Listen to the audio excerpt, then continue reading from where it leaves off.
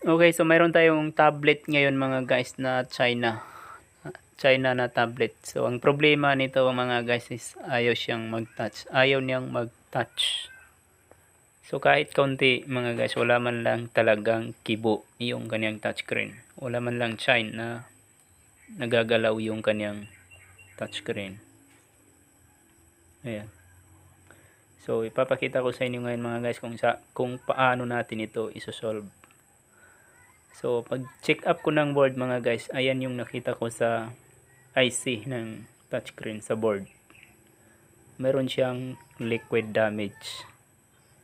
So meron siyang tama ng liquid mga guys sa kanyang IC. So ang gagawin lang natin dito mga guys ay lilinisin lang natin ito. Lilinisin natin ito mga guys gamit ang thinner.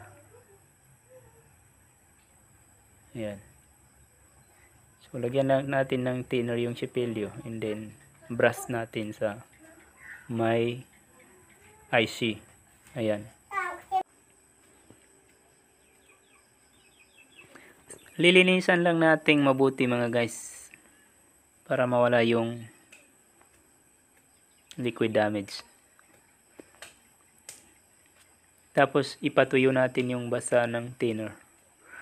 So ngayon try nating i-connect or i-attach ulit yung touchscreen flex. Guys. Pero sikapin muna natin yung gilid ng IC kung wala na bang tama ng liquid. Ayan, so okay naman siya mga guys. Malinis na siya mga guys. Wala na siyang sign of liquid damage.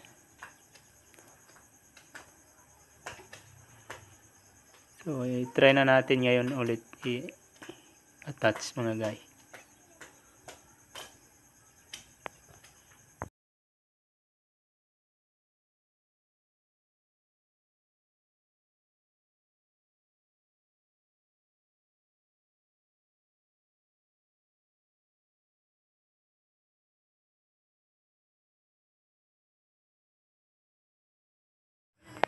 Okay, so ngayon i-check naman natin ulit mga guys. Ayan. So wala pa rin mga guys. Hindi pa rin siya mag-touch.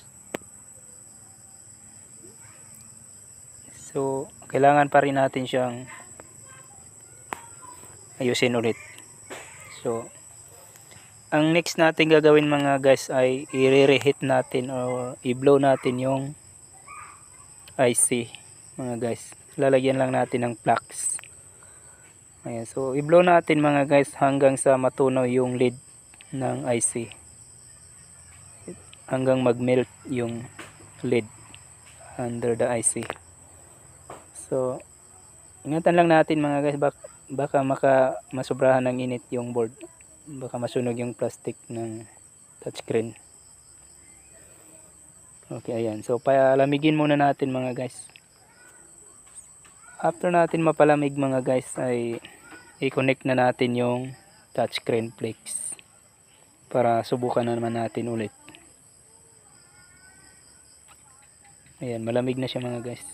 So retry na natin siya mga guys.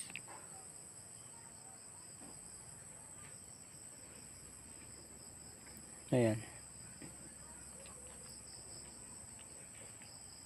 Okay, so ngayon mga guys, okay na yung touchscreen.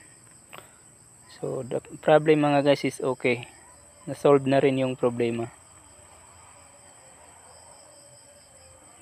So maraming salamat sa panonood mga guys. Kung nagustuhan niyo yung video natin, huwag kalimutang i-like at i-share. At kung bago ka lang sa channel na ito, huwag kalimutang mag-subscribe para lagi kang updated sa mga bago pang video natin. Maraming salamat again.